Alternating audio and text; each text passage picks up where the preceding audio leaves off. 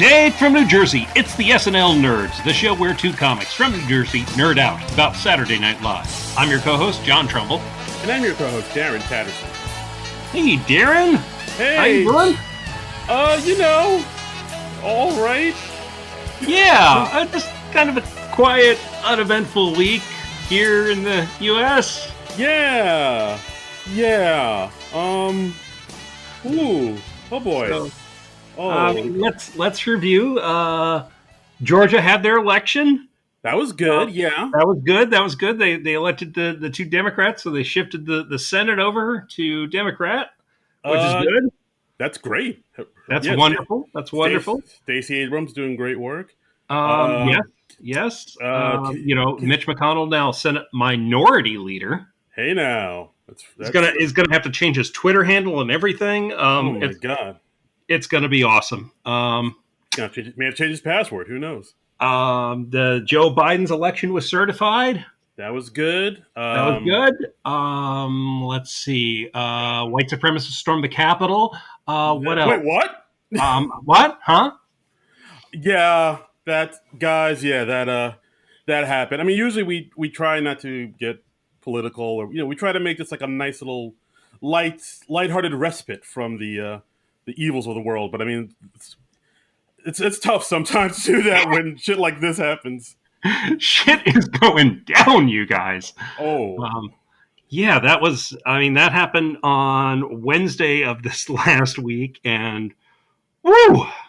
It was a lot to absorb, man. I just saw it on my news feed on my phone when I was at work on Wednesday.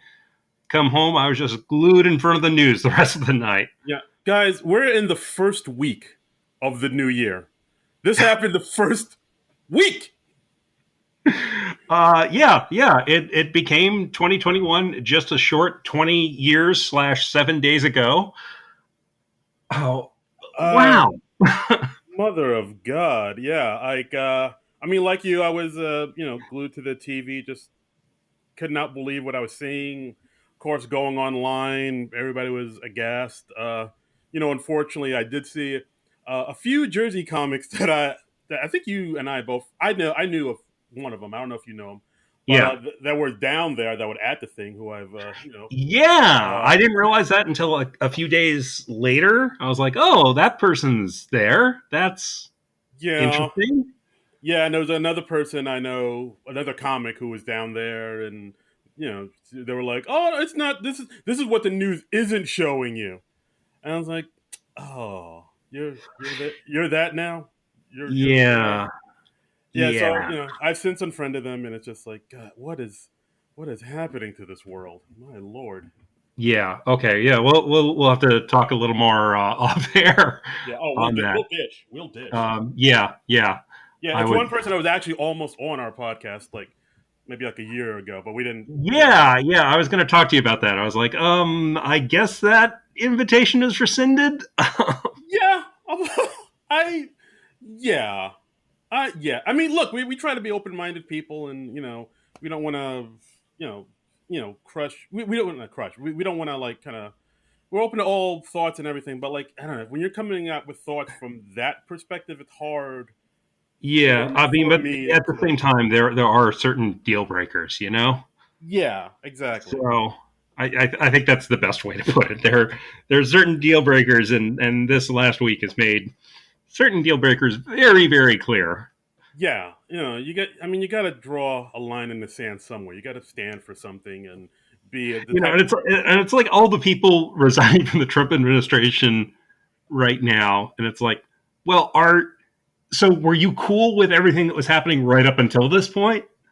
I think so. I really think it was that thing where, because it was happening, sort of outside of their world a little bit. They didn't really think of it as real. But it's not until they came to their house and started going into their office where they work, that's when it's like, oh, this is real. This is real. This isn't, I guess up until then, maybe they just saw it as like a reality show, or they didn't realize the severity of it, even though all of us were telling them, hey, we're concerned. This shit is getting crazy. Yeah, this is bad. This is, and even when the fellow in the White House when he was campaigning, there were a lot of people out there saying like, "No, this is bad. You don't know. This is leading to a bad place. This is really bad, you guys." And Yeah, yeah. Like I mean, people. I've seen clips of like like a pundit on a news show saying like, "Well, no, I think he could get the nomination. I think he could go all the way." And like the anchors are actually laughing because it just seems so absurd. But I mean, Yeah, reality has overtaken satire. it is. It's a joke that's gone too far. I mean, even on SNL, like I still remember when he was scheduled to host a second time, and like I think like it was Taron Killam were saying like you could hear the protesters downstairs as they were going over the read throughs and the script for that night's show, and even he was like, "Yeah, they were totally right. We were totally wrong." I'm so like embarrassed and ashamed of that show. And Yeah, and I yeah, I don't even think it's an episode you can find anymore streaming. I don't know about that. I've never sought it out. I Yeah, intentionally did not watch that episode. If you want to call that a protest or boycott or whatever, it's just I had no interest in seeing it then, yeah.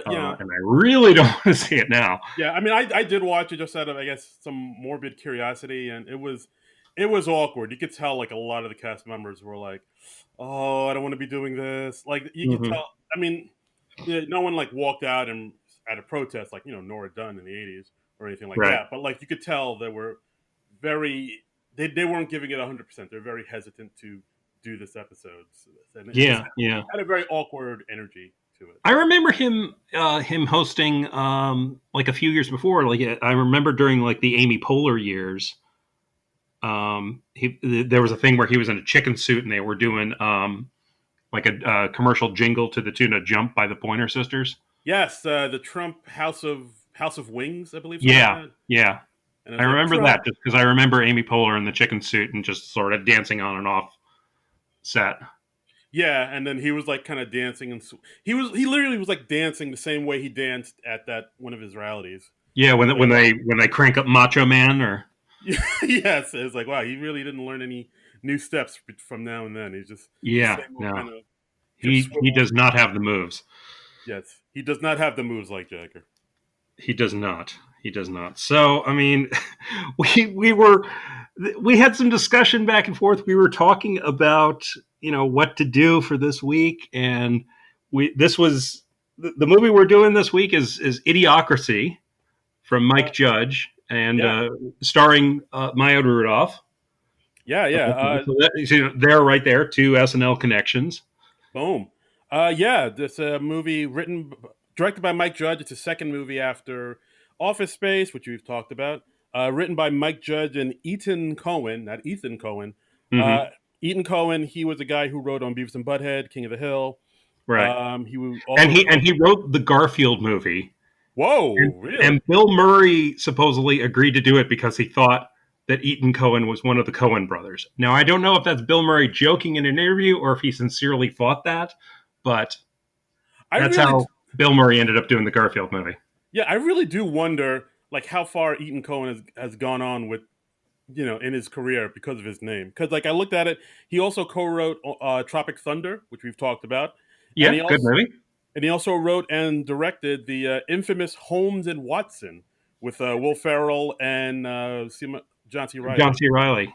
I still have yet to see that. I know it's supposed to be horrible, but I'm very curious about that because I'm a big Sherlock Holmes fan, and those guys have done some good stuff. But I hear it's bad. I haven't seen it either, but I think a friend of mine, or J.L. Colvin, who we've had on the podcast, he said like the first few minutes are actually pretty funny, but then like when they're because they I think it starts with them as kids, and that Mhm. part's kind of funny, but then after that, when they grow up, it takes a steep nosedive in the funny Yeah, department. well, I'll have to check that out someday. But with everything that happened this week, we just said it's the time to do Idiocracy. There will never be a better time, and No. it's a nice way to sort of mark the end of the Trump era, I suppose. Right. So this movie came out in 2006, I believe September 2006. Had a budget of like between 2 and 4 mil. End up making, Wow, yeah, that's that's what really it's, low. yeah, end up making even lower, $495,000. But but I mean that's mainly because of the studio. I think I'm not going to blame it on the Yeah, movie. yeah, that's some interesting backstory that I had no idea. So apparently, like Mike Judge had it in his contract that the movie had to get released to theaters before it went to DVD, and the studio wanted to just dump it on DVD, but they legally could not do that. They had to get some kind of theatrical release first, so they gave it like the most minuscule theatrical release they possibly could. Right, because the studio was nervous because it wasn't testing well in test audiences. It was getting like super low ratings. I think Uh-huh. they had to recut it and reshape it a little bit for it to do a little bit better. And I think they were also nervous because in this movie they mention a lot of corporations by name, like Costco, Starbucks, Carl's Right. Jr., and Yeah. that made Fox very jittery and nervous. And I do remember like when this movie came out, I was actually looking forward to it. Like I remember reading about it. Excuse me. I remember reading about it in probably Entertainment Weekly and online, and it just Hmm. seemed like a really cool premise. And I like Mike Judge, and I was like, oh, this might be really dope. And I remember maybe like a month or two before it was supposed to come out, it kind of hit me. Hey, wait, I have this movie's supposed to come out in a month. I haven't seen any trailer for it. I haven't seen any commercials for it. I haven't seen any print ads for it. It's like I haven't seen anything about it. And then like a month later went by, and I think that movie was in one theater in Manhattan, and I was like, that's weird. It should be in a wider release. And I was like, all right, well, maybe I'll go see it next week when it's in Queens, and it'll be closer to home, and I can go in and watch it in a matinee. The next week comes, it's not in any theater. It's not in that Manhattan theater. It was just gone. It was like a figment of my imagination. It's like I dreamed the whole thing. I mean, actually, I was reading up on this. According to Wikipedia, it was not released in New York at all. It says it Yeah, was only released as scheduled in seven cities: Los Angeles, Atlanta, Toronto, Chicago, Dallas, Houston, and Mike Judge's hometown of Austin, Texas. really? So Maybe I they did dream skipped it. over New York completely, apparently. Yeah, but yeah, exactly. Like, how do you do that? Like, whenever they put a movie out on limited release, it's always New York, LA. Hmm. So the fact that they didn't even put it out in New York is like, that's really weird. Yeah, that's a cue. I don't think they really believed in this Yeah. movie. Oh, yeah, absolutely. And I feel like because of this, it kind of soured Mike Judge's need to direct a movie, at least for a while. Because I think after this, his next movie was a Extract, but I don't think he did it with Fox. But Yeah. yeah, but I mean that's gotta suck. That like they just like bury this movie just to make sure no one sees it. Because like yeah, I was like one of the few people that was looking forward to watching it, and it just wasn't. I didn't find it anywhere. I didn't wasn't able to see it till it came out on DVD or something. Yeah, yeah. I actually had never seen this movie all the way through. I'd seen bits and pieces of it, like I caught some on TV, but I'd never sat down and watched it from beginning to end before. So this was like my first time watching the whole thing straight through. Oh really? Hmm. Oh neat. Okay. Well, I look forward to your thoughts on it, good sir. So should we dive in? Let's dive in. Let's do it. Okay. This movie is really something. It's a we'll get into it. Yeah, I mean, there's a lot of narration in this movie. A ton. Like I think isn't the narrator the same dude that was in that did the narration for the first part of Anchorman? It sounded like his voice. It is not the same person, I don't believe. I can't find his name right now. Let me. I don't have it handy, but no, I mean the person on Anchorman was like an actual newscaster, but they do have a similar sounding voice. Yeah, like since the dawn of time. Like he had like one of those type of sweet. It's Earl Mann. What's that? Earl Mann is the name of the narrator. That it's quite a name. So All right. let me just double check, but I'm pretty sure he was not the Anchorman guy. Okay. Earl Man. Nope, not listed for Anchorman. Earl Man is all man. So you're just wrong. You're a Wow, wrong that's person who's wrong. I'm two for So you two. need to sit there in your wrongness. Wow, I'm not getting anything right today. What the hell's wrong with me? No, no. I mean, and it just goes to prove the premise of this movie that people are getting stupider over time, Yeah, I mean, so basically in the or movie, maybe it's more stupid. I don't know.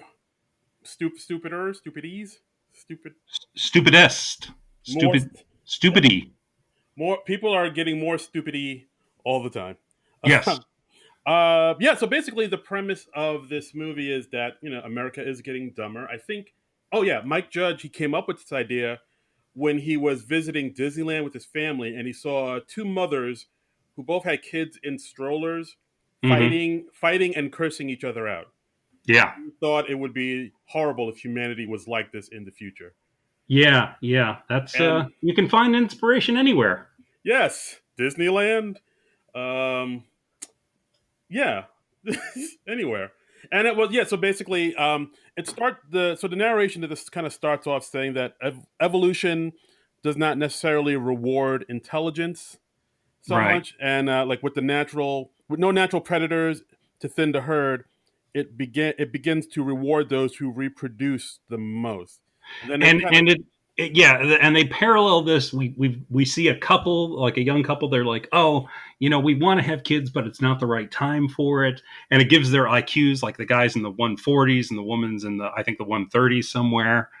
And then they cut to like this sort of white trash couple, and the guy's like IQ is in the 80s, and and they just keep popping out the Rugrats.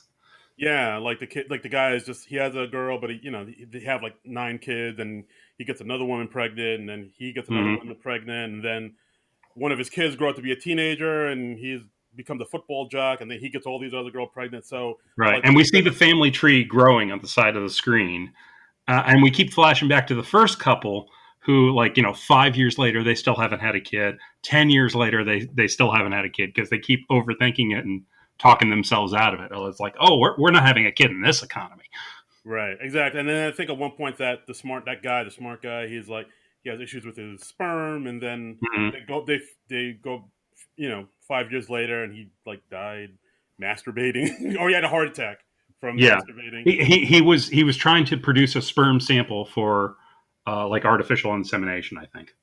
Right. So the woman's like kind of, she's a widow and alone, but she throws her eggs, and once she meets the right guy, then they're gonna have a kid. Meanwhile, Yeah. the dumb people are just procreating like jackrabbits. They're multiplying because they're dumb.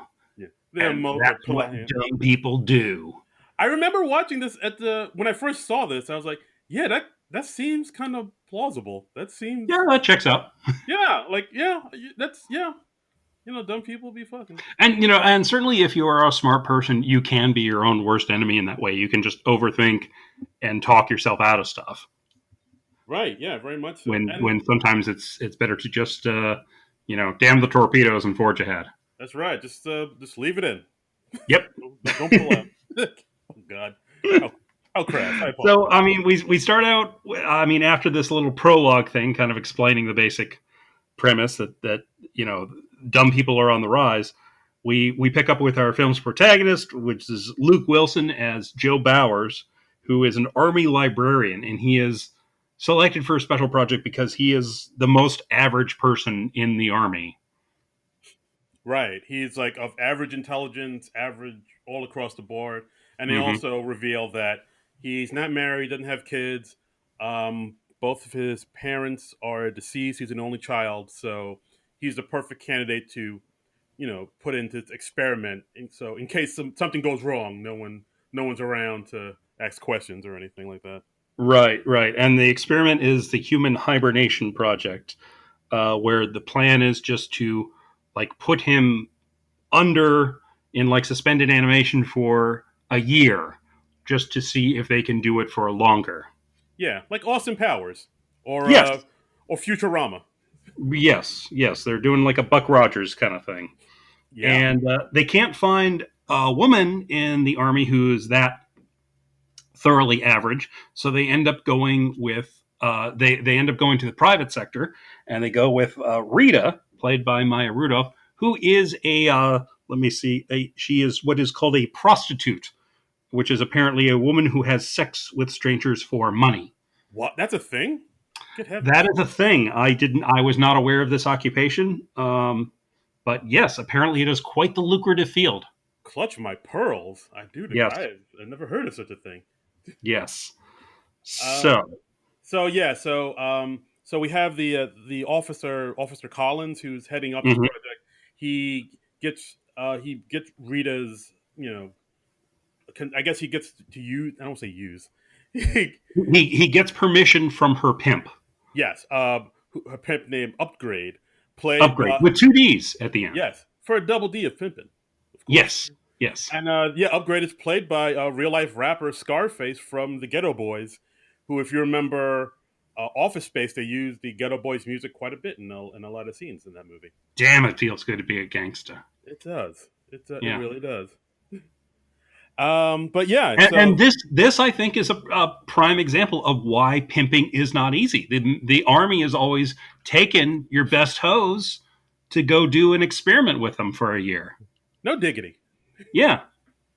Now I mean, son, y'all now mean. So the two of them they're frozen for a year. Um, but then Actually, the yeah, I think yeah, it's not go even a ahead. year. I don't think it's not even a year because Well, the plan is for to freeze them for a year, but the plan quickly goes awry when Collins is arrested because apparently he was because of his friendship with the pimp Upgrade. right, yeah, they become quite friendly. He becomes enamored with the pimp lifestyle. At one point, we Hmm. see he's checking out a gold tooth he got in the mirror, and he's like, "Oh, I like Hmm. this." And yeah, of Yeah. course, he gets arrested for being in a prostitution ring, Yes. Yes. so of course him and Upgrade get arrested, and as such, the top secret experiment that no one's supposed to know about gets quickly forgotten and shelved and just hidden. And Yeah. The like, base is closed and a Fuddruckers is built in its place. yeah, at that point, I was like, they can do that? Just build a Fuddruckers on top of a army base? Well, Oh, this was 2005. Fuddruckers was still riding high. I mean, yeah, here in the dystopia of 2020, Fuddruckers not around quite so much. yeah. That's the one thing this movie doesn't get right. The Yeah, the, yeah. the I've got a Fuddruckers near me. It is thankfully still open, still in business. I would, back in the days when you could go to restaurants and eat in a restaurant, I would like to go there and enjoy their 1980s tunes, and I would always post about their 80s soundtrack and hashtag it Fuddruckers Dance Party. Oh, right, I remember those days. Yeah, Yeah. yeah. You were like, ask them to make me a mixtape. Um, Yeah, man, have them burn their playlist on a CD for me if they could. Yeah, yeah, no, they played some cool stuff, and occasionally they would play like an '80s tune that was so obscure I would have to Google the lyrics to figure out what it was. Oh, nice. Oh, sometimes they trick you. Yeah, did you have to Hmm. walk up to the DJ at the Fuddruckers and be like, "Yo, my man, what song is that?" Yeah, yeah, yeah. Yo, you on the Onions? What song is playing over this? So, I mean, so the chambers that they're stored in, they're basically forgotten about, and over the next 500 years, the planet, or at least America, just goes to hell. Um, Yeah, like the frozen chamber that they're in gets kind of plowed over with like garbage and stuff because they tore mhm. down the base, so they just get kind of stacked. Have this garbage all stacked on them, and they just kind of get forgotten about, like you said. Yeah, planet gets dumber and dumber. Yeah. The brightest It's minds. it's like looking like in the movie Wall-E when you had those huge piles of garbage everywhere. Dude, that's exactly what I thought about when I saw this movie. Because I Hmm. remember watching Wall-E, and I was like, "Oh, this seems like what the future is going to be like." Because in like a lot of future movies, it's they people picture the future as like us being like super intelligent and all this technology and whatnot. But Yeah, I we're take a all look at wearing silver jumpsuits silver that are very sparkly. flattering to the figure. Yes, we all have ray guns. Yeah. We know the drill. And Yep. you look at that, but then when I saw Wally and I just saw that one scene where it's just all these obese people in floating chairs scooting around eating while watching TV on a big screen, I was like, yeah, that's no, that looks way more like what we're Yeah, going to. that seems more likely. Um, and so the chamber's like on this huge garbage pile, and then they dump one beer can on top of the garbage pile, and that's enough to destabilize it and it causes what they call the Great Garbage Avalanche of 2505. Right. You remember that. Yeah, Yeah. Wow, it's yeah. in the history book. So So basically after that, there's a big garbage avalanche, and the frozen chambers go sort of careening down the huge garbage mountain, and it crashes into this one man's apartment, who's Hmm. played by Dak Shepard, goes by the name of Frito Pendejo, and Yes. and we see Frito watching a show called "Ow My Balls" on the Violence Channel, Yes. Yes. and He's it's watching on literally like a big screen TV, and like there's a whole board around the TV, and it's just filled with advertisements. But the most popular show is "Ow My Balls," which is exactly what the title sounds like. It's one dude just getting hit in the balls constantly. it's funny because he gets hit in the balls. Yeah. Because when you get hit in the ball, that's funny. It's balls. Yeah. And yeah, and plus there was that one scene, like you said, the one screen with the ads all over the screen. And I Yeah. was like, oh, we kind of have that now with like pop ups and shit. Yeah. Yeah. I was It's like, yeah, that's what we were on the way to in 2005. yeah. And I also noticed that one thing where Frito, he was in like a Barker lounger, like a recliner, but Yeah. it was also a toilet. So Yeah, he gets up at like several minutes into the scene, and you see a toilet seat below him. So it's like you don't even have to get up to do your business. you can poop and eat and watch TV all at the same time. I mean, I mean, that's the dream, right? that's the future. Yeah. And so of course, Joe gets out of the frozen chamber. He's all discombobulated. Frito doesn't seem to be freaked out by it. He just seems, because I guess he's so dumb. He's like, "Hey, get Yeah. out of here, you dummy, dumb, dumb." Yeah. And like, All he knows is that there's some dude there just distracting him from the television. yeah, like, "I'm gonna beat your ass, dumb, dumb," and he just leaves. And then we see Joe kind of wandering the streets, very confused and still loopy from being in the chamber for 500 years. He looks at the Hmm. world around him. He's like, "What the hell is going on here?" Uh, And he tries talking to people, but the narrator informs us that because language has kind of devolved, it's just like and they think he talks just too highfalutin, and he's they use a certain F word that we're not going to use, but Yeah, never. that word gets kind of thrown around a lot in this movie, which I mean that word, and there's another word where it's like, oh, it's not, Yeah. it's a little cringy, but at the same time, I get it because Hmm. I I mean, mean, it's bad, stupid people using the word, but it's yeah, you still feel that little twinge when you hear it. yeah, absolutely. Where it's like, I get it, like stupid people would use that word because they don't have smart people to tell them not to, but it's Yeah. still like, yikes. Hmm. Hmm.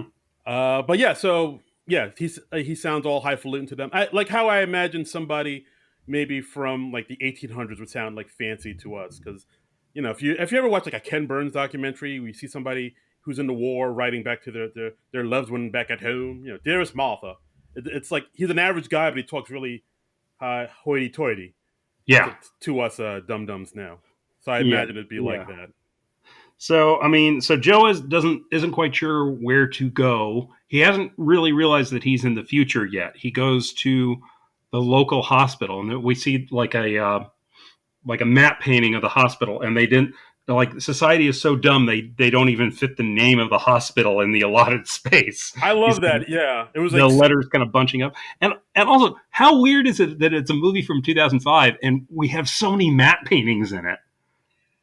yeah, I didn't think about I that. mean that's just a marker of like what a low budget thing it was. But I was like, it's nice to see matte paintings. I miss matte paintings. A nice matte painting can really open your movie up.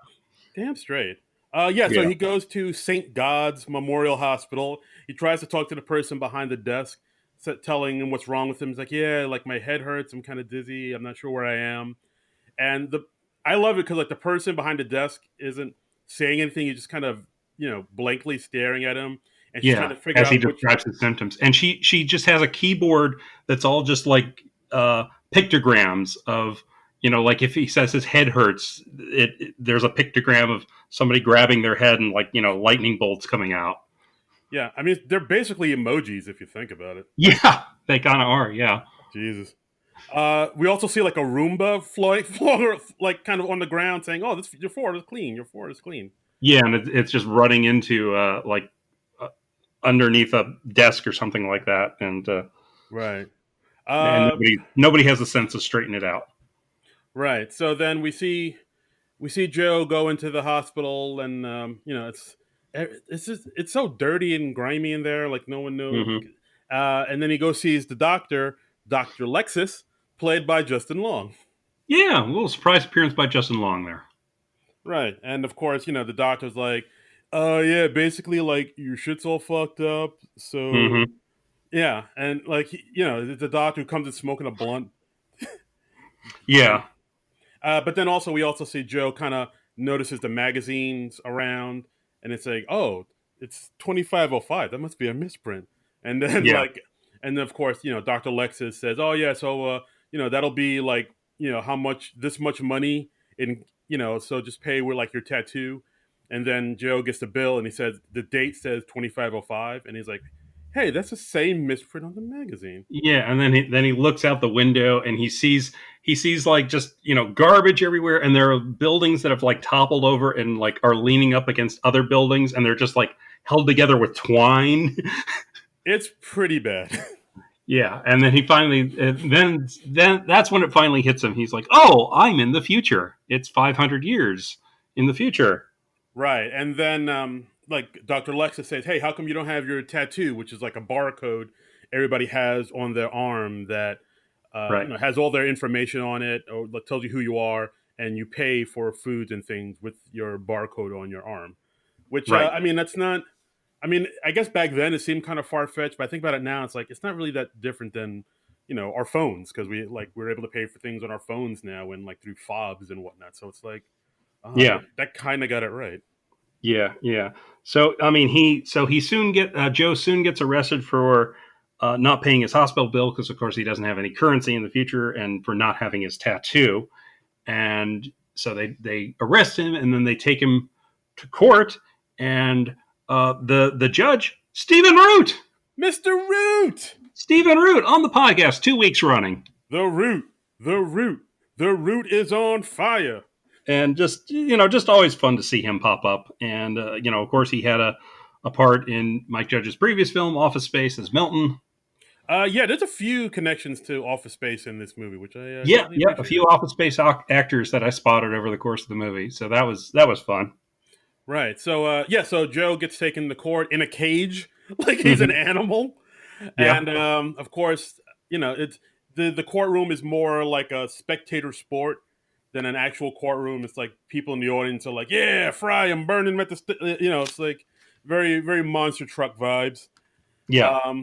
Of course, Joe doesn't have a lawyer, so he gets a court appointed lawyer, and sure enough, his lawyer is Frito from earlier on, Dax Shepard, his own Dax self. Dax Shepard. That's right. And Yeah. of course, they have the prosecuting lawyer make his case, and like, Your Honor, this dude's a dick. He doesn't have a tattoo, and he talks all Yeah. weird, and I'm not gonna say it. He talks all weird and stuff, and Right. like, and he's whack. And and I rest and my case. Dax Shepard's character Frito, he's like, yeah, and he messed up my place, and he stole this stuff, and yeah. So the trial doesn't go Joe's way. Yeah, and also another thing, like I kind of noticed if you look in throughout the movie, is everybody's kind of regular clothes has like a lot of logos on them, like corporate Hmm. logos, and that's such a way people dress.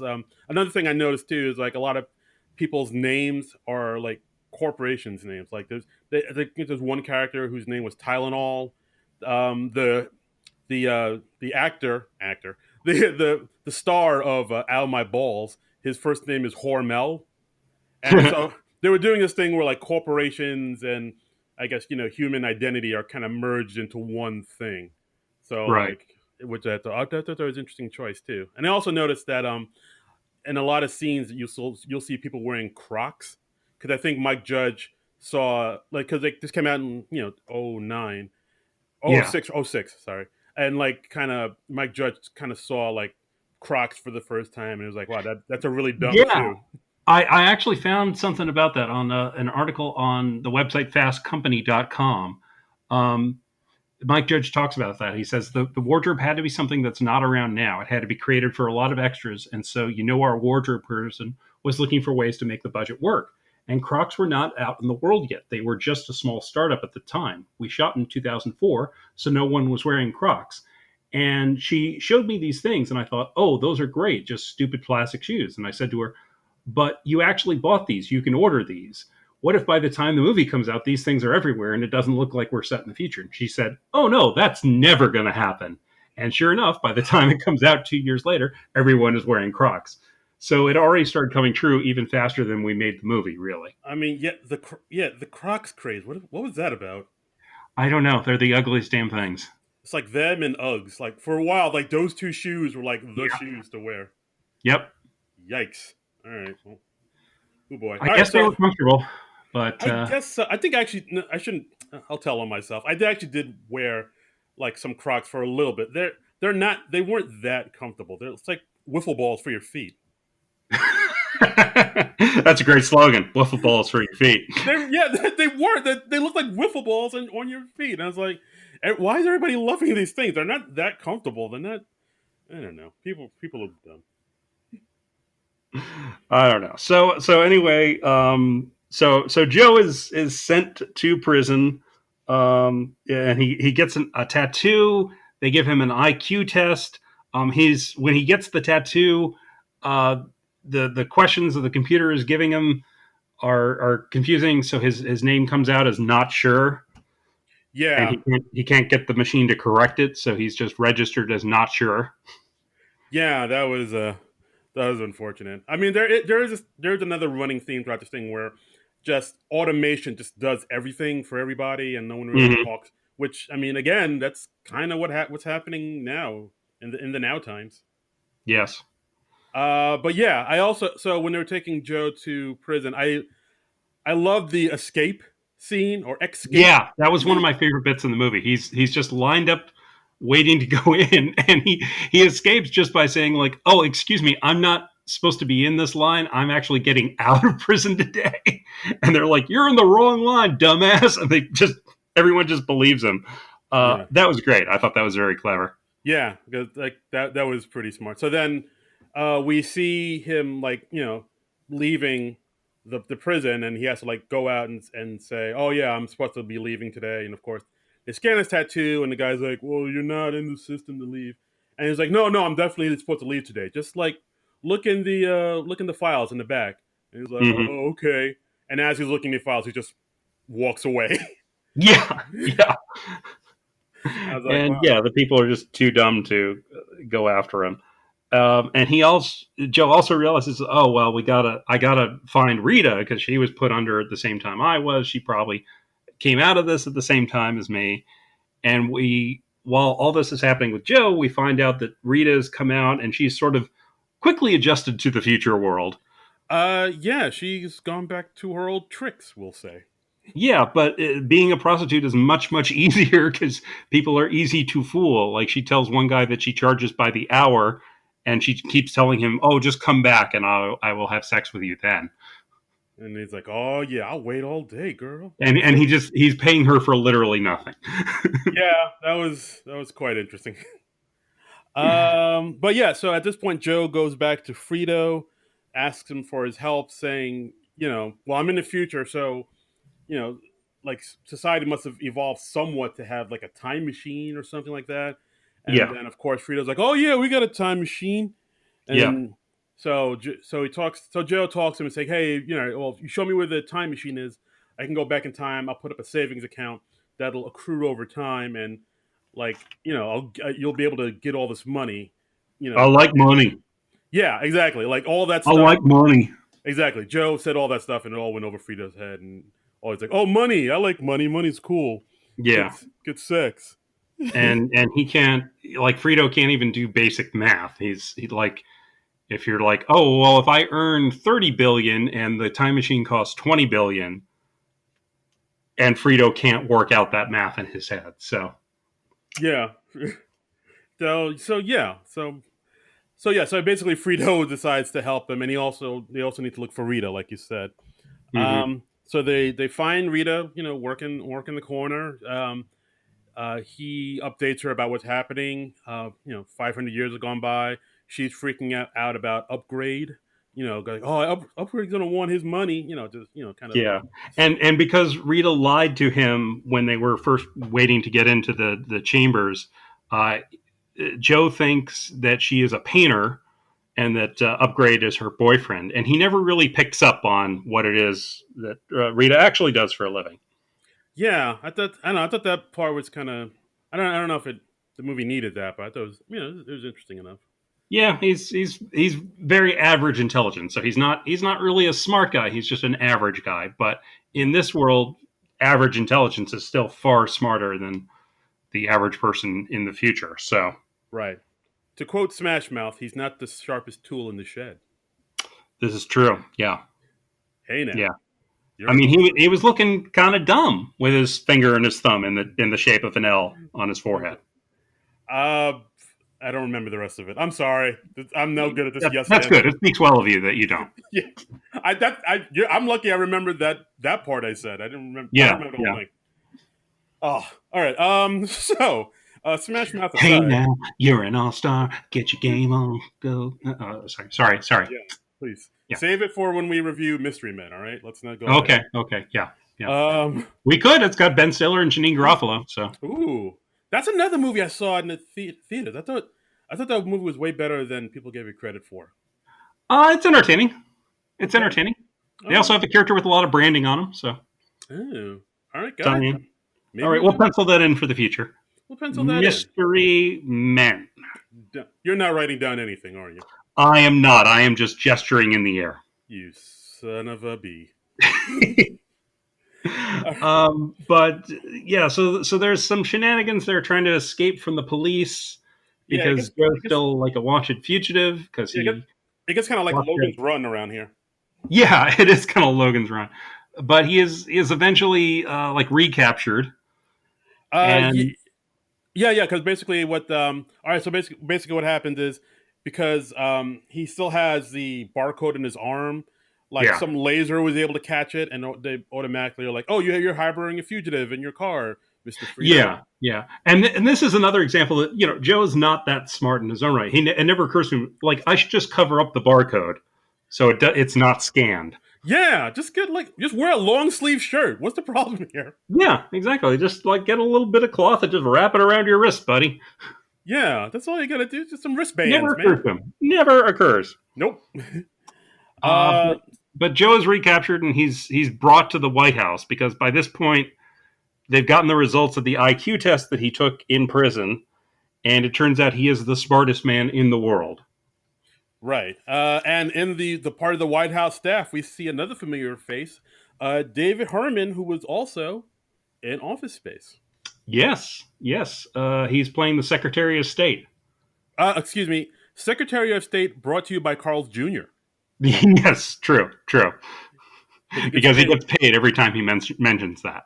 Yeah, exactly. So, and we have uncredited Sarah Rue as I think I forget. She's the Attorney General. They're introducing everyone. They say, and Funbags here is the Attorney General. Why is she uncredited in this movie? I couldn't find that. I don't know, but yeah, she is. For some reason she just appears uncredited, but she is in the movie. Yeah. And also there's another thing I kind of like, all the people that work in the administration, like no one wears suits. They all kind of wear like these kind of, I guess, I don't know what would you call it, like a smock or something like that with like the American flag on it, and Mm-hmm. they wear like a gold chain around their neck with the presidential seal. Like It's a big medallion. yeah, it's like the size of a hubcap. I was like, that's a nice. They got bling in the future. Yeah. Oh, they have bling for days. And so then Joe meets the president of the United States, President Dwayne Camacho, played by Mr. Terry Crews. President Dwayne Elizondo Mountain Dew Herbert Camacho. You know what? I apologize. I meant no disrespect to. Show him some goddamn respect. But yeah, it's played by Terry Crews, who I've become like quite a fan of through Brooklyn Nine-Nine. Terry Crews is awesome. Yeah, like he brings it. He's full of energy in this one. Of course, the president is a ex porn star and a wrestling champion. And Mm-hmm. I mean, at the time, of course, that seemed ridiculous. Oh, somebody in show business being president? That's absurd. And It was satire. Yes. yes, and then also I thought, oh, it's he's a ex wrestler named Dwayne. And Yeah. that makes me think of The Rock. hey, wait a minute, weren't people saying The Rock should be president a few years ago? What They is were. They were. Yes.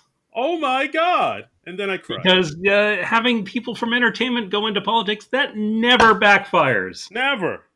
Remember what a great job of Schwarzenegger did and that other guy? Yeah, yeah, Mean Mean Gene? I don't know. Jesse Ventura? yeah. Jesse That was Ventura that was up in fantastic. Minnesota. Oi, oi, caray. All right, so So, all right, so yeah, so because so they tell Joe, because you're the smartest guy in the world, we're going to put you on the cabinet. You're going to be Secretary of the Interior. yes, and then he gets sworn in at the House of Representing. Yeah. Yes. And I thought that was a nice touch too. Like they have like a jumbotron in the house in the white in the Yeah. House of Yeah. Representing, and of course it's like stadiums and people drinking Mountain Dew in big gulps. And President Camacho, he gives this big speech about how this is the smartest guy in the world, and he's going to be the new Secretary of Interior, and he's going to solve all their problems, and it's going to be awesome. Yeah, because also at this point we should also mention, of course, everything. Everything's dirty. Everything's on the decline. The economy's in the shitter. Yeah, we got like a Dust Bowl thing going on. Right. None of the plants are growing for some reason. Yeah, and there's not enough French fries and burrito coverings to go around. Which, I mean, that's the real tragedy. Yeah, I need burrito coverings for my children. How am I going to feed my kids? Yeah, yeah.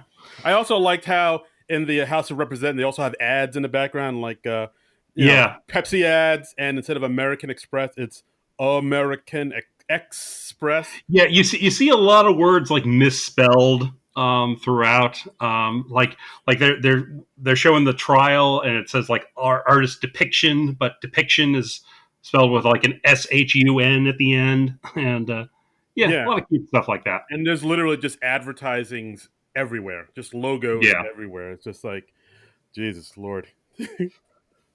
And Joe doesn't really want to take the job. He's like, I don't even know what the Secretary of Interior does, but President Camacho is like, nah, don't worry, it'll be fine. Yeah, because he's basically saying, like, if you fix our problems, I'll give you a full pardon. You won't go back to jail. But if you don't fix our problems, I am going to kick your smart balls all the way up the roof of your smart mouth.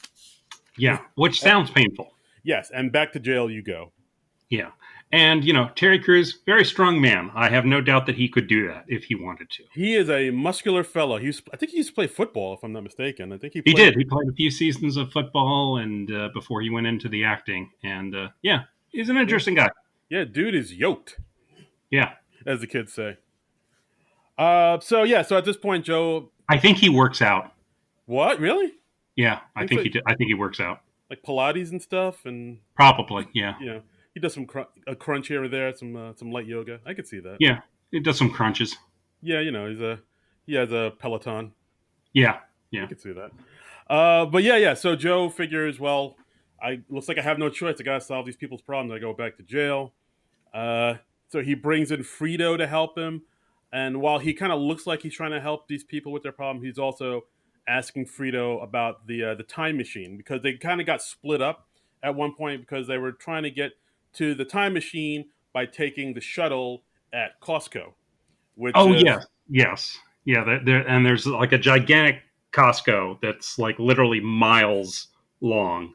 Yeah. And we find out that's the Costco was where Frito got his law degree. Yes.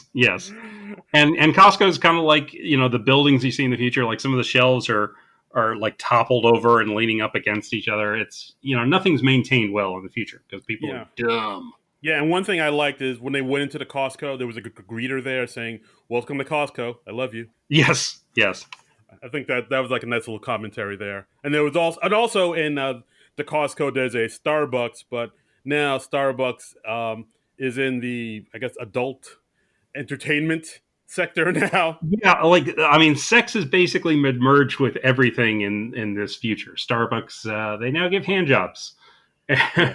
Full body latte.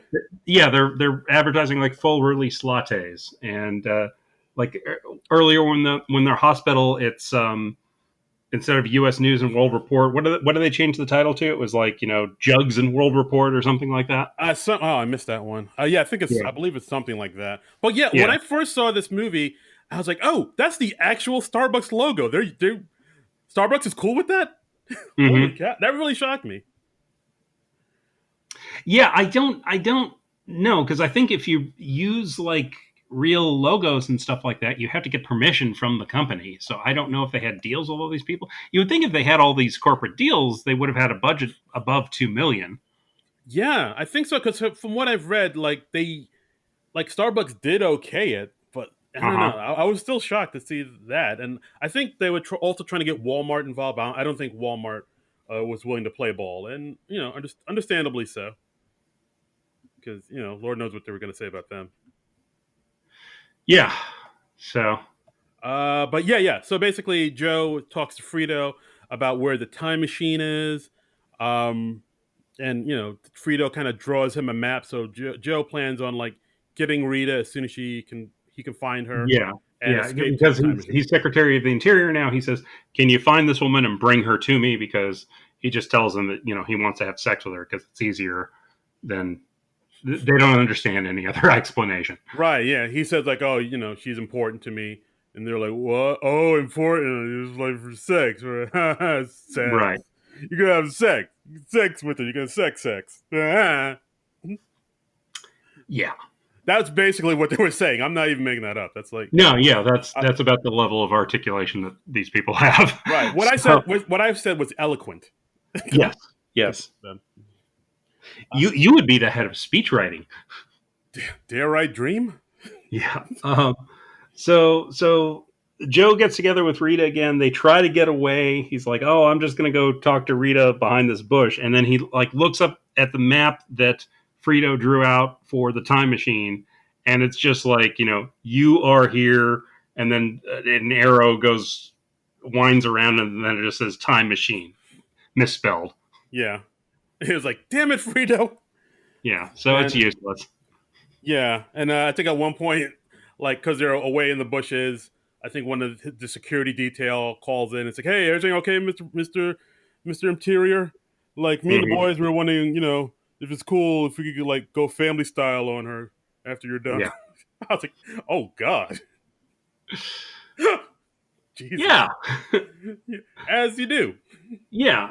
So they can't really get away. So Joe's kind of stuck doing this job. So he's like, okay, well, I may as well take a look and try and figure out the food shortages and why your plants aren't growing and why the economy's crippled and all that, and do my best to solve these problems. And he discovers when he's looking at all the dead crops that they're being irrigated with Brondo, which is Right. like this Gatorade like product. Right. They hinted to that in the earlier on in the movie when he went to like a water fountain to drink, and Yeah. it wasn't water. It was just this like sports drink, the Yeah, Brondo. it comes out like this bright green liquid, and he's like, "Oh, do you have anywhere I can drink water?" And they're like, "Water, like from the toilet?" Uh, Yeah. And then it's like, yeah, I just want to drink some water.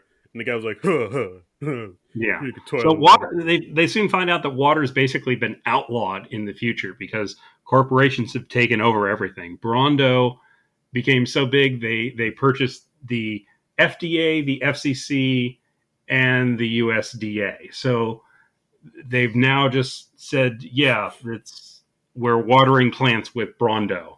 Right. And they did that in the budget crisis of 2330. So I Yeah. guess Brondo just gave them the money and then they just bought up everything. So yeah, everybody just drinks Brondo now and feeds Brondo to their babies Yeah, because yeah. There's a funny shot where the woman has like a baby bottle filled with Brondo, and the baby's like trying to swat it away. Like, no, I don't want this. John, it's got electrolytes. Yeah, it's what plants crave.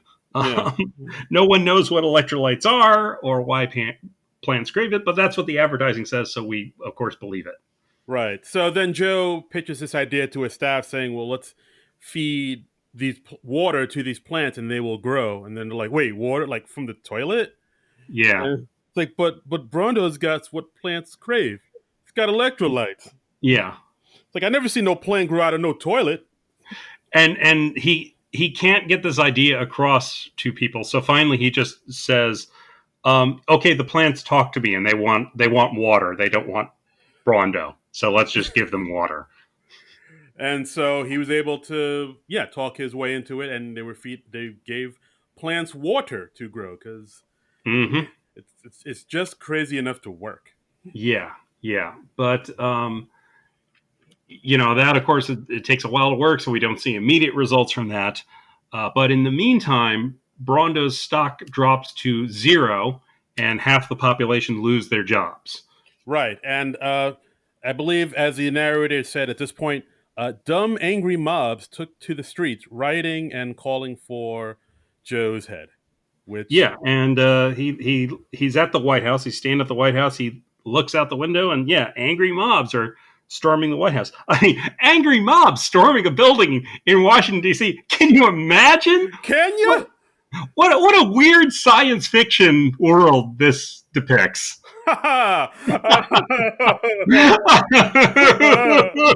Oh God! I'm I'm so scared. Anyway, Oh, sorry. Yeah.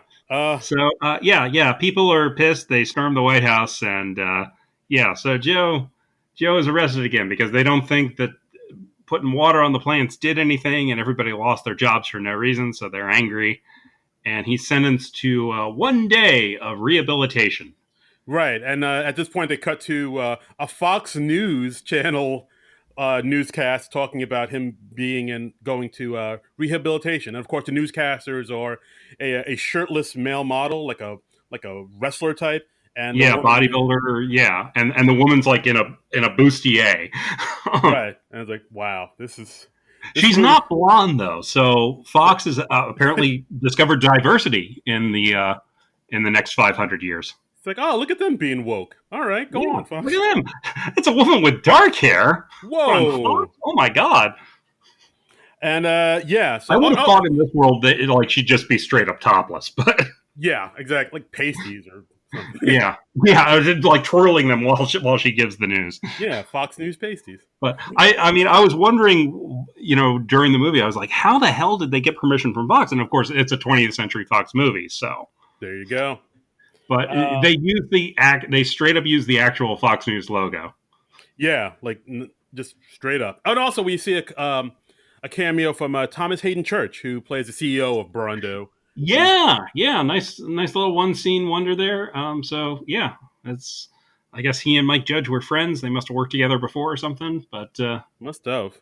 But yeah, and this is the point where they show the artist renditions of what happened yes, in court, as Joe was pleading in court, and of course the newscast is like, then he was all like fancy, like la la la, no, the plants are going to grow or whatever, and then hmm the prosecutor wasn't having it, and he was like, whatever, man, he's guilty as shit, man, you suck. yeah, I believe that's how the courtroom drama yep. went. Yep, he sucks, and he's sentenced to 1 day of rehabilitation. And Joe's like, "Oh, well, that doesn't sound that bad."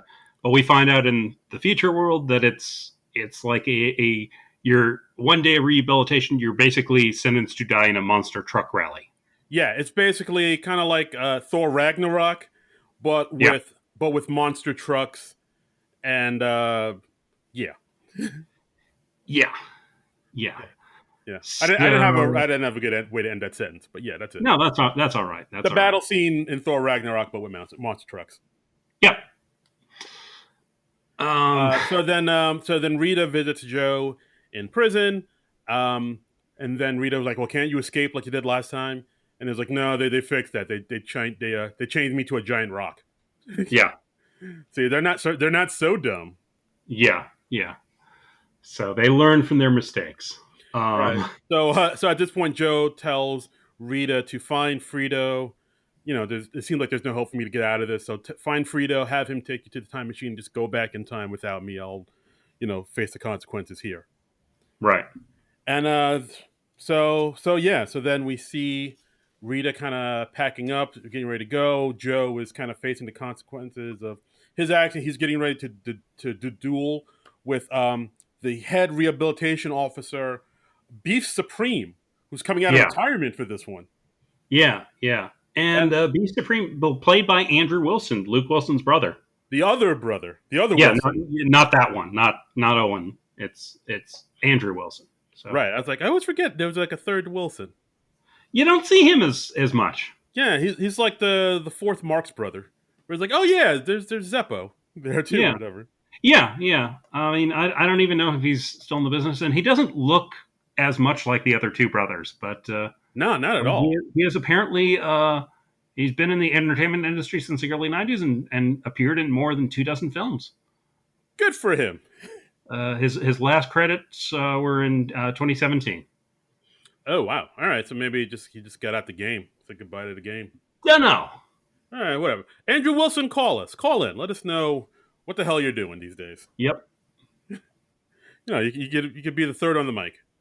Mm-hmm. So yeah, so I think they give Joe, because we see like them bringing in these two monster trucks with like drills and like fucking spikes on them, like, and they're Mm-hmm. called like the ass plower or the bulldozer or the ass dozer plower, Yeah. and they give Joe a little broken down hatchback with like a dildo tied to it too at the front Right. For in some order. reason. And people they're so dumb. Like he still has the rock chained to him, and they can't close the driver's side door because his chain is coming out. So finally, they just like dump the rock on the back of the hatchback, which crushes half the car, of course. Right, and then they're like, "Oh, we're not so dumb now, are we?" Mm. So they send Joe out to fend for himself, chained to a giant rock in a broken down hatchback with a dildo on the front. Right. I, This seems like a fair fight. yes, the odds. May the odds be ever in his favor. Yeah, yeah, and Beef is coming out in like this third, mega huge vehicle, but it's so huge that it can't fit through the opening, and it brings down half the stadium on top of it. Right. So everybody's like, "Oh, I guess he was too big." Yeah. Oh well. Hope he's all right. All right. Yeah. Oh, so much for Beef Supreme. Yeah. But then as this happening, we see Rita packing up, asking Frito to take him to the time machine. And they both feel bad about what's to happen to Joe. They have no way to stop it. Yeah. Then Rita looks out the window, and lo and behold, she sees a flower growing out of the garden. So Dun dun dun. she's like, "Oh, it's working! We got to get down to the monster truck rally and save Joe." And Yeah. so they go in their car. They see all the crops are growing. It is starting to work. So they're trying to get to the monster truck execution in order to save Joe. And Yeah. yeah, ooh, and it gets crazy. Yeah. Yeah. Shit gets crazy, you guys. Yes. So like Joe's kind of he maneuvers around. He gets the other two trucks to kind of take each other out. But by this point, Beef Supreme has dug his way out of the rubble, and he's got like a flamethrower, and he's going after Joe with the flamethrower. And Right. And so while that's happening, Rita and Frito make their way to President Camacho with like a plant in their hand, saying, "Oh, it's working, it's working." But I think Camacho still doesn't want to. He feels like, "Oh no, it's over, it's done." We're here watching a monster truck rally. yeah, And so Rita decides to get a hold of one of the cameramen at the execution, and of course, the cameraman is played by Greg Pitt, who was again in Office Space as oh, yeah, you're right over there. yeah. No, I was just doing his bit from Office Space. I Just show her my O face. oh Oh. okay, I got it. All right, cool. I Yeah. don't know. I can't see you. I don't know what's going on over there in your end. Okay.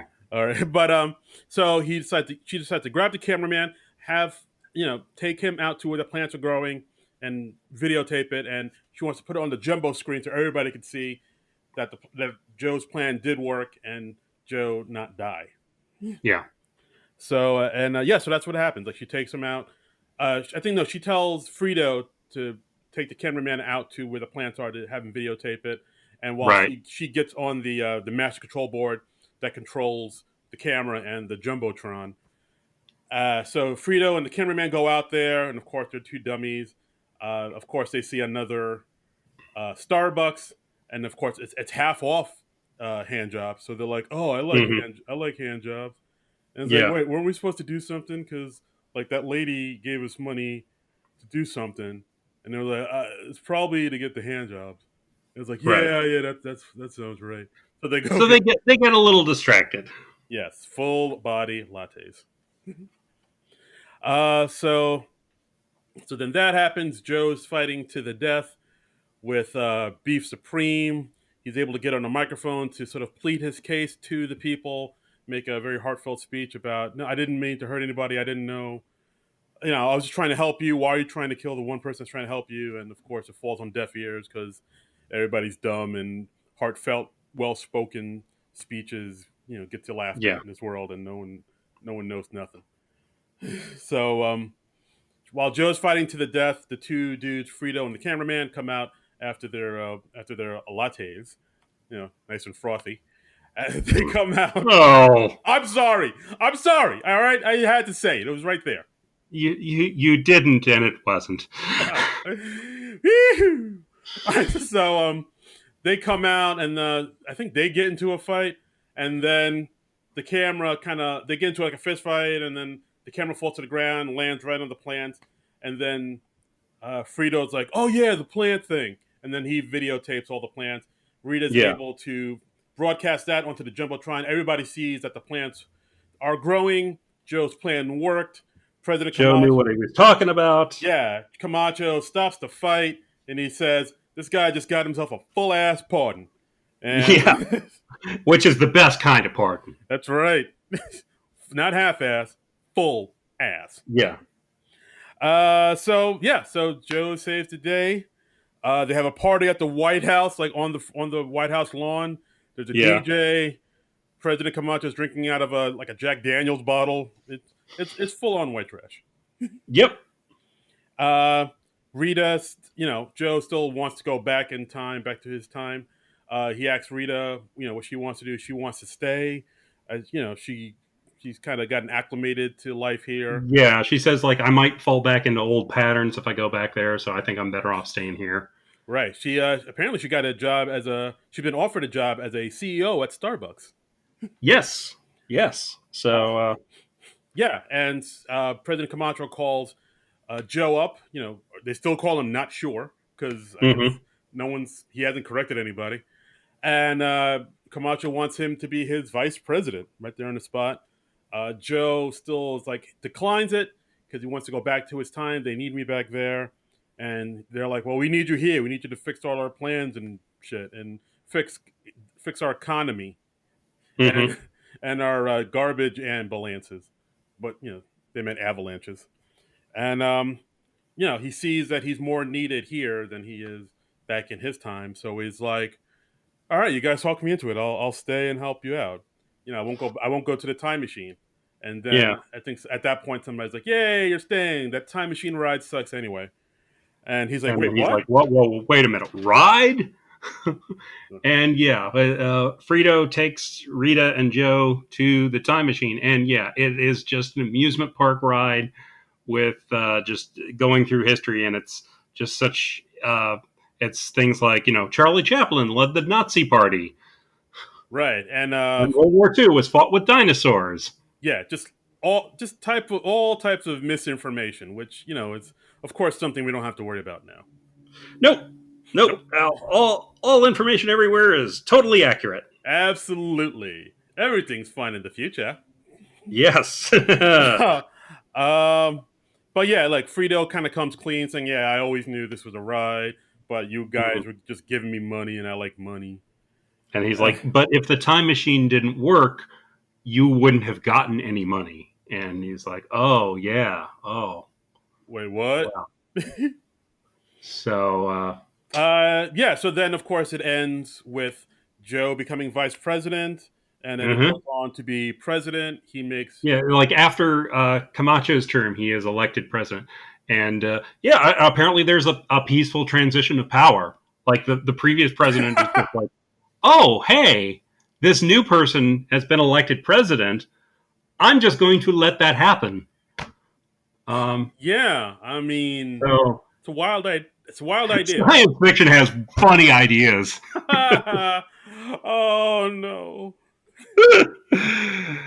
Oh, oh, oh. So So anyway, Joe's elected president. He ends up marrying Rita, and they have the world's three smartest children. right, and Frito becomes vice president. Joe makes Frito Yeah. his VP. Frito takes on 8 wives, and he has 32 stupid kids. Yes. So what's the problem continues. There are more stupid people than smart people. Here we go again. Wah, wah. So yeah, so basically it ends with the narrator saying, "All right, maybe Joe didn't save mankind, but he got the ball rolling." Yeah. Yeah. So, So, yeah, so that's so then that happens. So yeah, and that's the film. You'd think, but because after that we get a post-credit scene as well. what? I know. I didn't remember. I totally forgot about this. I had a feeling there was something coming on with this because like throughout the film, Rita is like, "Oh, I gotta get back because Upgrade is going to be pissed at me. I gotta give him his money." And she tells Joe that, "Oh, Upgrade's my manager," and Joe never quite gets it. He never quite picks up on what it is that Rita did for or does for a living. Doesn't connect But those dots. nope, nope, he's not that good at that. Yeah, so in the post-credit scene, we go back to the garbage avalanche, and we see a third hibernation chamber, and Right. out of that chamber, Upgrade comes out, and Scarface the rapper, Upgrade comes out, dusts off his purple fur suit and his Hmm. crushed velvet hat, and he says, "I'm gonna find this hoe," and we Yeah. see and we see him walk out and down the streets in the future. Which I mean, Yeah, it kind of does. little sequel tease there. Yeah, I mean, it kind of doesn't make sense because in the beginning of this movie, they say that Upgrade got arrested and put in prison. So how is he able to be in this frozen chamber? I mean, it's a little inconsistent there, but I'll allow it this one time. Okay, well that's big of you. I'm tough but fair. Yeah, and that's Idiocracy. I don't know, John. What were your thoughts about this film? I thought the movie was okay. It didn't quite rise above okay for me personally. I think it had a lot of good ideas in it, but it didn't have enough like really big laughs for me. And it wears out its welcome. It's a short movie, but it wears out its welcome before you hit the end. Right, like this film is like 84 minutes, not even an hour and a half, so it goes by Yeah. really quickly. Yeah, I think I'm going to agree with you on that as well. Like, it's one of those films where I love the concept of it. Hmm. It's a great idea. I don't know if the execution was fully there yet, because Yeah, I mean it's certainly not as good of a movie as Office Space, I would say. yeah, I would say that too. Like, it's one of those things where I love the concept. I think it's like a really brilliant take on the future. I mean, like, people have been talking about the de-evolution of people for a while in other type of writings and works, such as I read from Wikipedia, the Time Machine from H.G. Wells, I've and heard of that. the Marching Morons by Cyril M. Kornbluth, akin Oh yes, sure. and of course akin to the Epsilon minus semi morons of Aldous Huxley, Brave and his Brave New World. Yes, sure. But yeah, or I was just going to say Devo because Devo has been talking about the de-evolution of people for since the first album. That's Uh, a good thought. yeah, Yes, right. yes. But yeah, it's an They are not men. they are Devo. Yeah. Yeah. Bah, bah, bah. Do, do, do, do. But but yeah, it's an idea I really love, and I think I agree with you. There aren't a ton of big laughs in this movie. Yeah. It's more interesting than funny in a lot of parts. Yeah, it's kind of like mildly amusing. Yeah, I think, and I don't know why it's so short too. Like, I felt like maybe I would have liked to maybe had more time on it, so it could like maybe fleshed out some of the characters a little bit more. I feel like it was probably re-edited a few times because apparently the early test screenings were really bad and they did some reshoots on it. So the short length may be due to that. Yeah, I could see that, but but yeah, I don't know. I still think it's like a film that was ahead of its time. I mean, it's very prophetic to. I mean, people have been saying are saying it now. Like, I think we've talked about, Yeah. like, around the 2016 election, people were looking back at that movie then and saying, "Oh wow, this movie got a lot of stuff right." Yeah. And I mean, I'm inclined to agree. I would say, yeah, I would agree with you. It's not a perfect movie, but it's definitely a very interesting movie to watch with a great concept. Yeah. Yeah. Like we said, they started talking about this movie a little more when the 2016 presidential campaign was ramping up. And Mike Judge, he actually told Time Magazine, he said, "I'm no prophet. I was off by 490 years." Damn it! So yeah, and he says, on that Fast Company article, is the movie talks a lot about politics, but it also goes into entertainment. And it seems like, I'm sorry, this is the interview questioning. And they say, and it seems like Ow My Balls is something that could be popular on YouTube right now. And Judge says, "Well, I've got to admit, it's not like I'm above that. I'm the Beavis and Butthead guy. We probably could have done better than that." And the most popular movie in this world is just a movie called Ass, which is just a close up of a person's ass. And he said the Ass movie was kind of, to me, distilling everything down to the basics. And that the funny thing is, we had a theater full of people that we'd recruited, and we actually shot that Ass and we put it up there, and it was getting huge laughs. And at some point, I just thought, what are we doing? We should just release Ass and stop wasting all this time for a story and stuff, since it was literally getting huge laughs. Yeah, it's it's pretty scary. I mean, I don't know. I do look at the world now, especially what happened this past week. I was like, oh yeah, there is evidence that we are not getting smarter as a society. I mean, I think Yeah, I think there yeah. was I one mean, point. I think at one when point, there's, yeah, I think at one go point, ahead. I was gonna say, I think at one point one of the GOP people used the word "irregardless" when he was Uh like huh. defending himself. And I mean, I don't want to say the guy's name because I'm not a fan, but he was using the word "irregardless" to defend himself in a court, but in the White House. And then I think Uh huh. a lot of people were saying "irregardless." That's not a word. Why is he saying Yeah. "irregardless"? Sure enough, it is a word. It's in the dictionary. Merriam-Webster had put the word "irregardless" in the. So I was like, oh no, Yeah. that should. Yeah. Like, I mean, the word literally now has come to mean, I think, in some dictionaries, it means figuratively, which it's so It's. dumb. I know. I mean, I think also around the time of the 2016 election, the co-writer of this film, Ethan Cohen, tweeted out, "I never expected Idiocracy to become a documentary." Yeah. So there are a lot of "hoo boy" moments that's happened here, and Yeah. people are looking back to this movie now, as we said, like very prophetic. I think actually at one point, like Fox wanted to do some ads for it using President Camacho, like do some reshoots of it, but Yeah. They were talking about that. then like Judge was like said, "Oh no, it kind of fell apart and the ads are dead." Because I thought the studio like put the kibosh on that. yeah, oh, isn't that what I said? No, no, you were saying the studio wanted to do the ads. Oh yeah, right. Sorry, no, the studios won't put We the are getting dumber over the course of this podcast, people. we really are. Yeah. It's happening in real time. People listen to us get dumb. I'm crapping right now as we're recording. Uh, I'm not going to say what I'm doing. Fuck you, I'm eating. Oh my Lord in heaven. So yeah, I mean, all right. So I mean, I guess in closing, I would say, yeah, watch Idiocracy. It's not It's worth seeing. It's not going to blow you away.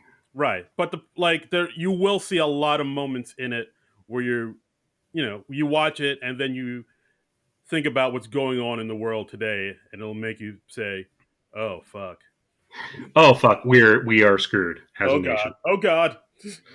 Oh god, it's just going to keep on getting worse Right. and So worse yeah. and worse. So in conclusion, I mean, I think I'd say the best way to save humanity at this point is all you smart people start having babies right now.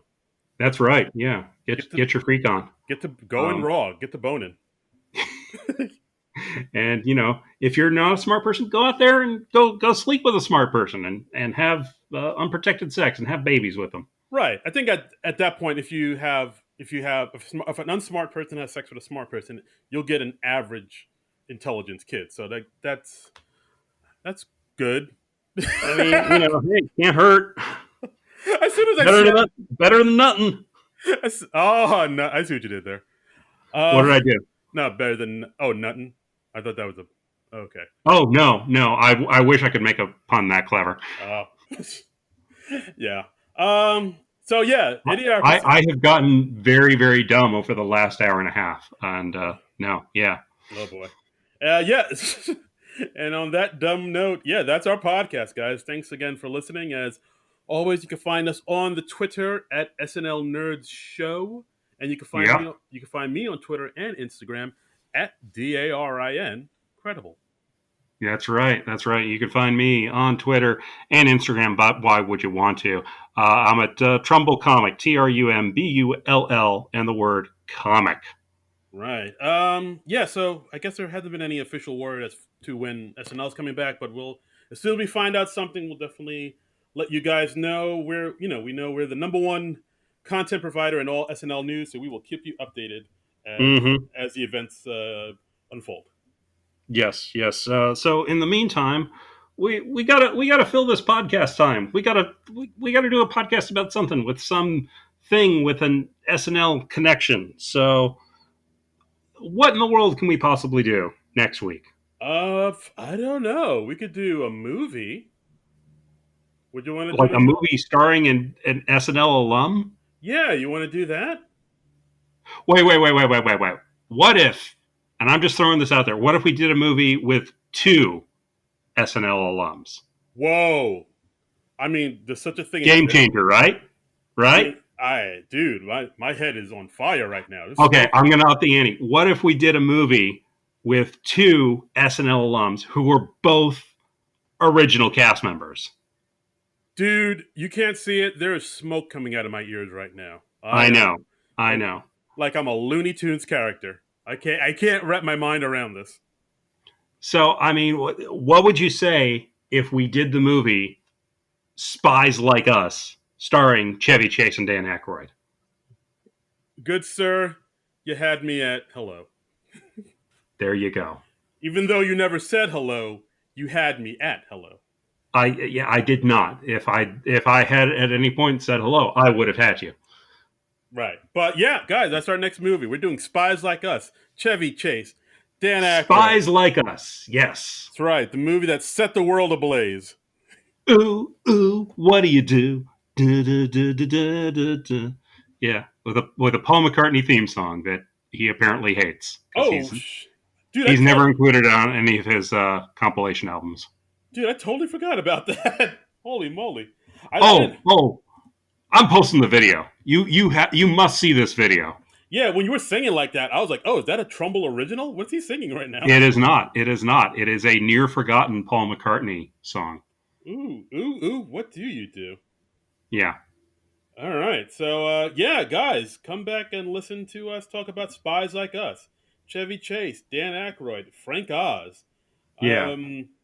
Other people. Yeah. Where is Spies Like Us featured right now? It's on some streaming service or another, I believe. I believe it's on HBO Max. Oh, we forgot to mention. You can watch Idiocracy on HBO Max. It's on there right now. That's right. And so I believe Spies Like Us is on HBO Max as well. Yeah, let's see. I'm going to look it up right now. Spies Like That. There it is. Boom. Added onto my list. Whoop, there it is. Whoop. Yeah. Tag team back again. So we're going back to the 1980s, the Cold War. That's right. We're doing spy stuff. We're hopping in a time machine. Mm-hmm.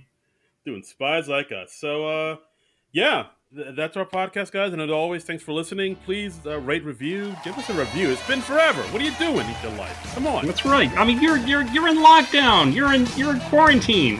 What do you got to do besides review podcasts? For God's sakes, are you not entertained? Are you not entertained? That's right. And thank you for listening. Thank you for spreading the word about the podcast. It really does help. So, but we'll be back next week with the Spies Like Us. And until then, nerds out.